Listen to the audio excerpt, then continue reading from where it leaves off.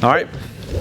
Well, we'll kind of start out with recapping a little bit of last week. Obviously extremely proud of the win and the way our guys played. I thought that they found a way to win. Trailing going into the fourth quarter with the mistakes and the turnovers, especially turning it over going into score. The two special teams blunders that led to 2 field goals. I thought that our guys found a way. I thought as I told our staff, that's a sign of our guys are growing and they're progressing.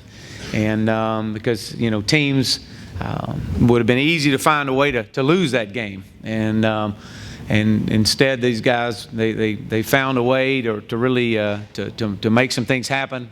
I thought defensively, especially coming off of those sudden changes, we call them first responders. They were the first responders out there and held them to field goals instead of touchdowns. I think if our defense, if we had gave up 2 touchdowns right there on both those special teams mistakes, it would have been hard to win that game. I think the momentum definitely would have shifted in a hurry. But with us holding them to 2 field goals was definitely an added advantage for us. I thought offensively for 2.5 quarters, almost 3 full quarters, it was hard to get into a rhythm. Just when we would get things going, there would be a mistake that would be made and give the momentum right back to North Texas. And getting credit North Texas and those guys being their first game. There was a lot of energy on their sidelines as well. But I thought that once we really kind of hit that stride there in late third quarter, when we scored 3 straight possessions, I thought that was you really saw our guys kind of get into the flow of things. Again, that was set up with a turnover. So again, proud of the way our guys played. Again, it's just you're 2 games into a season.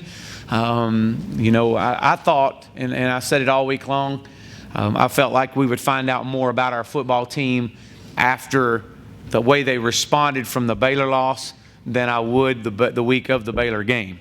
And I really feel that way. I think that our guys responded well. Had a decent week of practice last week. We didn't have a great week. And so we were able to build on a few things. We were actually rained out of a practice. Had to go in the gym one day. And so that was took a little bit away from us. But our guys responded well. I was very proud of the way that they came out and got a win. Someone told me Sunday, I don't know how true it is, it was 665 days from the last time they won here in Ford Stadium. I hope it's not 665 more. I'm sure you'll be talking to a new head coach if it is. And either that or a much aged coaching staff, if it is. And so that kind of blew us away a little bit as a staff to know that and to know things that we've taken for granted. But we wanted our guys to understand that winning at any level is tough, and that we're going to celebrate winning. And to see our locker room after the game, to watch these guys celebrate was really special. So really proud of them, and as we move forward to a big week this week. So with that being said, I'll open up for questions. 5 guys, freshmen, on 2 deep in offense. Can you talk about the progression, how much they're coming? Yeah, we're playing a lot of guys, a lot of freshmen, and we knew we would. But these guys are we're trying to grow them up. You wish you were at a point in your program to where you could redshirt freshmen. Most of your freshmen were not. We're not there. We've got to use these guys. We're trying to hold as many as we possibly can, and it's a week-to-week hold on some of our guys right now instead of playing them. But offensively, I think we all see the success that Cortland Sutton's having. He's having a remarkable year. He's got a great talent. He is so raw and so green. He doesn't realize how good he really can be. He's taking great pride in his role. And is becoming will become one of the top receivers in the country before it's all over with. But right now he's just a redshirt freshman that is trying to figure out where all his classes are located at. So, but again, Cortland comes from a great program. played for Coach West in Brenham, and has been well coached. And so we're really proud of him and where he is. We knew he was going to be a good ball player. I didn't think he had a very good fall camp, but he's really kind of progressed from there. And you got two running backs, and I've said all along, I think these two running backs have a chance to be really special here. Again, they're freshmen, Xavier Jones and Braden West. I think those two guys are dynamic and very sudden in their movement. But they'll continue to grow and mature and get better. Kevin Thomas is another one that has as much potential as probably just about any receiver that we've coached. But again, the speed of the game, his ability to understand that this is a job. This is you come to work every day. And to learn the progression of things, and that's kind of a challenge that all freshmen hit. That's why you try to redshirt as many as you can. But again, all our freshmen, and as many as that we're playing right now, I'm proud of them. They're gaining valuable experience, and so that's kind of the way we're looking at it. We've got Xavier Castile is another one that's gaining some experience. And what happens is and this is any coach in the country that plays true freshmen. I mean, these freshmen that come in here, they've been told how great they've been in high school, and they wouldn't be at this level if they weren't standouts at the high school level. And so there's a kind of a transition that they have to go through when they get to this level to understand that, hey, look, everybody here was an All-State or an All-American. And so, just because you were everything in high school, it doesn't transition at this level. So, and so there's a growing process there. But our guys are doing a great job, and our coaching staff is helping really manage these guys as well. There's been some shuffling on the offensive line due to injuries. Last game, how do you feel they progressed from week 1 to the bench? I didn't think we played as well up front. I don't think we played with the edge that we played with the week before. There wasn't that toughness mentality that we had the week before. Again, credit North Texas. I thought that they they did some things to us that because we hadn't had any film on them. That was their first game, new coordinator, so we really didn't know what to gauge on. But from a ability to knock somebody off the ball and maintain double teams, it wasn't as effective as I thought we should have been, or it was the week before. And so a big challenge this week for these guys, and Coach Fry, I know he was disappointed in our inability to convert first and goal on the 4 when I chose to take points off the board. And for us to come up with nothing on that was definitely disappointing. But those guys take great pride in it. Coach Fry is as good as they are, and they have been the strength of our football team and for our offense during fall camp. So those guys will continue to get better, and I've been proud of them. But we're going to strain them pretty good this week. Coach, last week wasn't a great week of practice. What adjustments do you make this week to make sure the team is more focused? We're not changing, and I've shared with our coaching staff, we're not changing. Our formula for success is proven. We know how to win. We know how to practice to get them to the game. It got a little hot last Tuesday, and they kind of felt a little sorry for themselves. And so I don't care.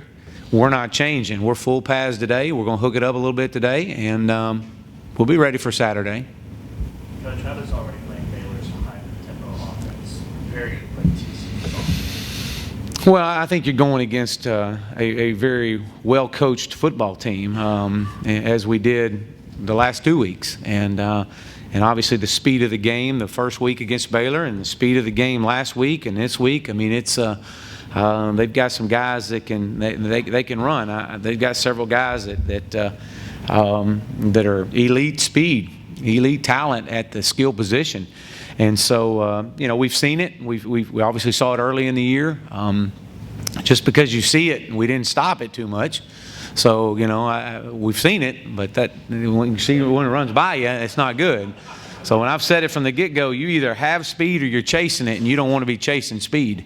And so, but we've seen the speed of the game, and so we've got to do a better job of adjusting. I thought our defense responded really well last week over giving up some just wide-open stuff the week before against Baylor. But, again, very well coached football team, very well respected. Coach Patterson's been in this business a long time, very well respected across the state and across all the country, and is known for his defense. But with them making the changes last year and bringing in both coordinators, they've done an outstanding job. I mean, being a coordinator, you follow those guys and the success they had last year. But we don't forget that TCU's played great defense for many years, and so we've got a great challenge on our hands from an offensive standpoint and a defensive standpoint, as well as special teams. What are some of the biggest challenges against this defense, year in and year out? Against Patterson?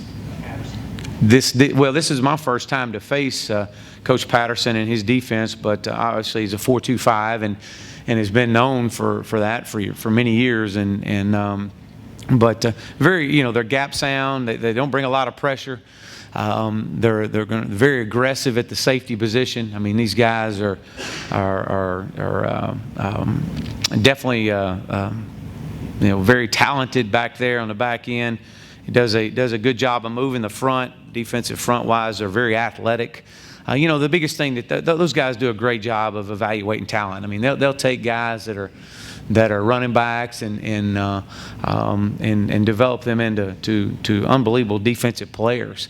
And so we got great respect for them defensively and offensively, and from a program standpoint, there's no doubt that they've won a lot of games. Is there how come out injury-wise on? From an injury standpoint, last week we're pretty healthy. We're very fortunate to come out. Chris Weeks was a young man that toward late in the game came out, but we anticipate him being back and ready to go. So we're hope to have everybody back full stride and ready to go for this week. So. Can you talk about the defensive improvement? You guys really were working on that last week, and it came through in the game. What went well? Well, I think Coach Malone, and I know he'll speak on that, but I thought that he and his staff did a great job of putting together a plan of until you get into that first game, it's hard to realize what you have. And we've practiced against each other. They've seen the same offense over and over and over. And now that they get against another opponent, it's really tough to realize what you got. And so coming out of Baylor, it gave us a gauge, gave us a starting point. And I know Coach Malone and his staff, we're not pleased with the way things came out.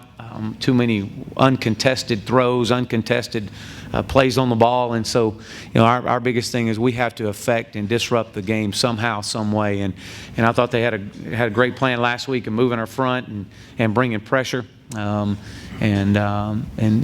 making some plays on the back end was probably as big as what we had. But again, it was. And we say it all the time, you get what you inspect, not what you expect. And what we inspected on film, we didn't like. And I know they held their feet to the fire. And having guys held accountable, that's the biggest thing. It seems like you saw some in-game growth last weekend.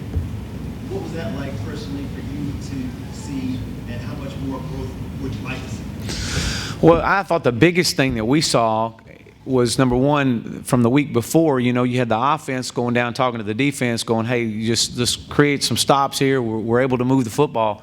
And last week it was totally reversed. You saw the defense coming down going, hey, man, we got this. Y'all just put some stuff together. And so there was a great team win. But the biggest thing you saw was you were trailing in the fourth quarter. You had to have a drive. There was a 3rd and 5 play that we had to have to keep it going, or we're fixing to punt the ball back to them. And Matt finds Shelby Walker across the middle on a 3rd and 5, which from that play forward, it was like someone flipped the switch. And so you saw those guys going, hey, look, we got this. We're going to find a way to get this done. And so that's the biggest thing. This was a team that, again, has struggled to win. And so anything you were trying to build on, and they had to find a way to win. And, and that was probably the biggest thing I saw, that these guys realized, hey, look, we can do this. And let's don't be afraid to win. Matt had a game that could really discourage a guy. He had a couple mistakes early and came back. Does that kind of show his competitiveness? Well, we've been around some really talented quarterbacks and really guys that love to compete, and Matt's right up there with those guys. I mean, he absolutely loves to compete. I mean, he leaves it out on the field after the game. I mean, he was heartbroken the week before, as they all were, but man, just to sell out, knowing that whatever I got to do to leave everything out on the field, I'm going to do. And again, you see that with Matt. He was disappointed. Obviously, he was trying to say he didn't fumble, and I said, no, I saw it. You did fumble, but that was okay. I thought Coach Craddock did a great job on the sidelines, just saying, hey, Matt, it's all about the next play now. You can't get down on yourself, and really trying to find, hey, look, they haven't stopped us. We've got to keep moving forward. And so, but again, what a great competitor he is, and when things break down around him, that's kind of when he's at his best. Last question. Good. Thank you very much, guys. Okay, thank you.